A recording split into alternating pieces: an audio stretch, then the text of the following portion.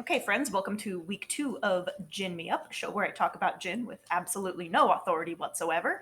I have a especially fun treat for you guys this week. I found at our local Hy-Vee Roku Gin.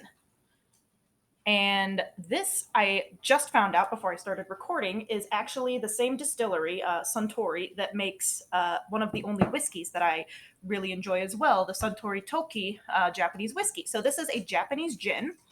Um, it contains 6 uniquely Japanese botanicals.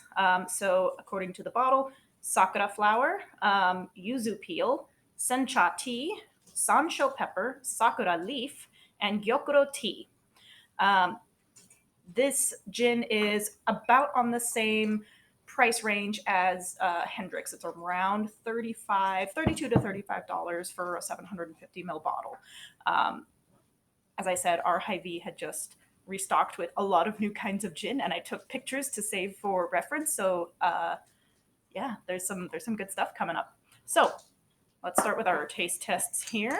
And I'm going to admit I did try this before filming because I was really excited to try it. And I'll let you know how that goes in just a minute.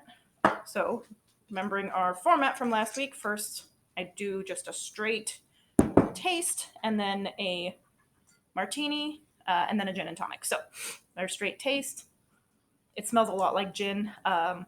It's got a lot of really kind of floral notes that kind of linger on the back of the tongue. That's probably going to be the sakura or cherry blossom.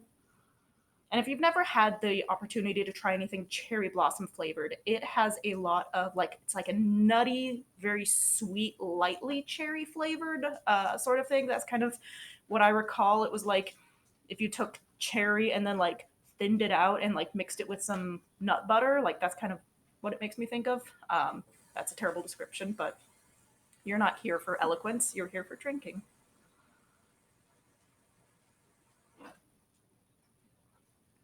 So the first thing that hits my tongue is kind of this citrusy, the citrus fruit almost sort of flavor. And that's going to be the yuzu peel. It's kind of like if orange and a pear had a baby. And it just right on the tip of the tongue, it kind of is like a burst of fruit flavor.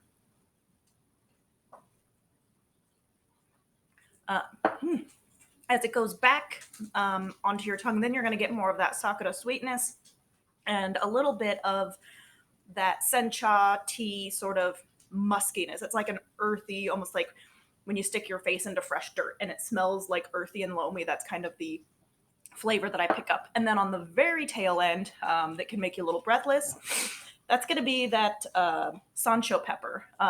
And the first time I tried this, it actually kind of made my lips tingle and my tongue a little bit numb. And John suggested that maybe I'm actually allergic to something in this gin, but I can still breathe, so it's fine. That's not going to stop me from drinking it. So yeah, this was a really nice, really layered, fragrant sort of gin that is very easy to just drink straight up. Even John would drink it, and he is not a fan of Christmas tree juice, as he has called gin before. So, damn, that is stellar. So, we're going to move on to the martini.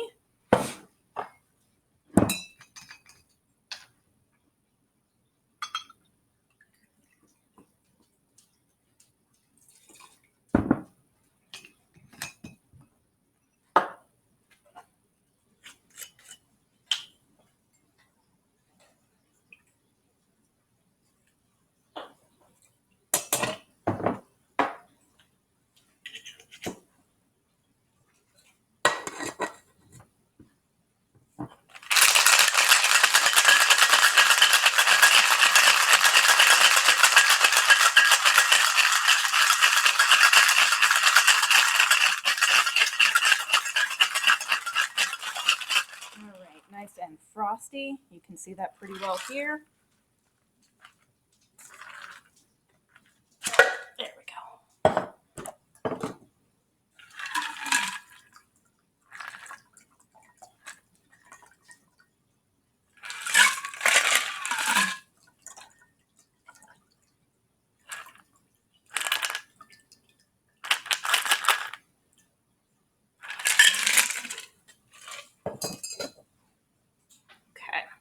Cheers.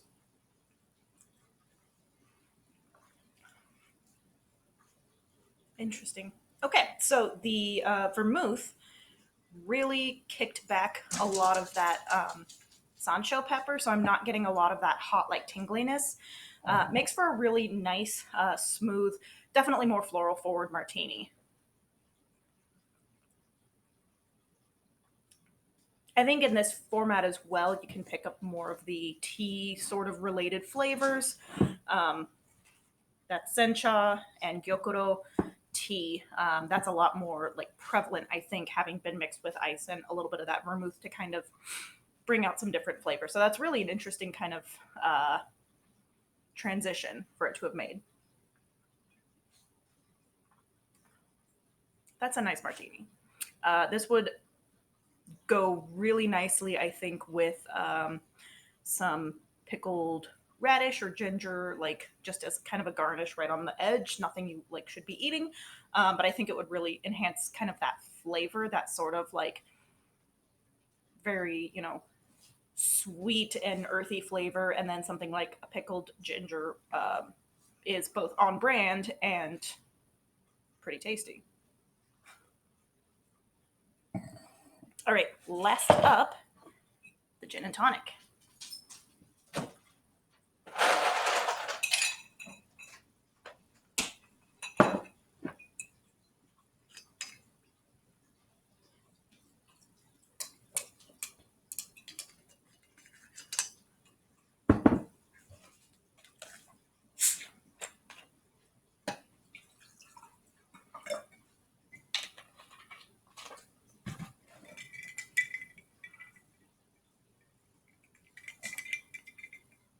Mm, okay, so this makes a really nice gin and tonic.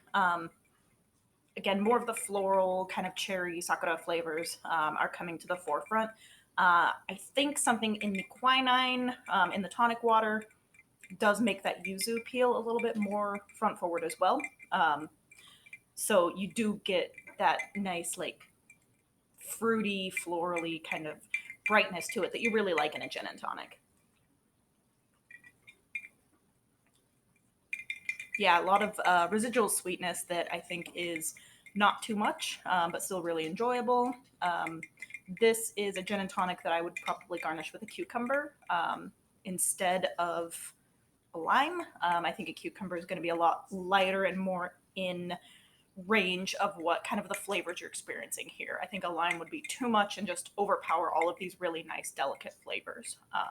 So there has been some talk about chloroquinine in the news, um, purportedly as a cure for the coronavirus.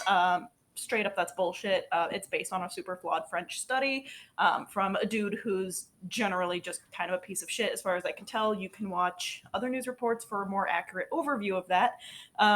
But tonic water made with quinine has been used to what prevents scurvy, I think. Um, Malaria. See, good thing John's around here.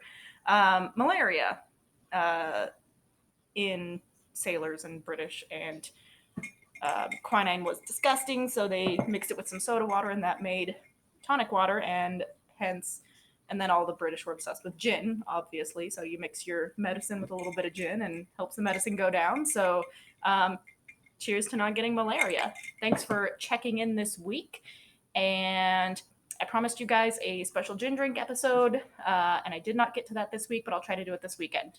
Take care, stay safe, and don't do anything I would do.